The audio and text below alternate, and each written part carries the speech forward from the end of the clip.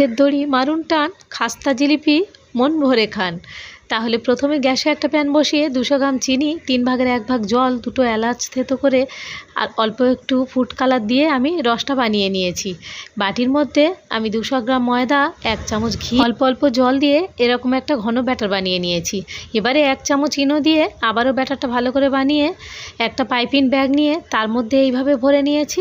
গ্যাসে একটা প্যান বসিয়ে তাতে পরিমাণ মতো তেল দিয়ে এইভাবে জিলিপিগুলো ভেজে নিয়েছি। জানি দোকানের মতো অত সুন্দর হয়নি, একটু বাঁকাটারা হয়েছে, তাতে কি খেতে কিন্তু দারুণ টেস্ট হয়েছে।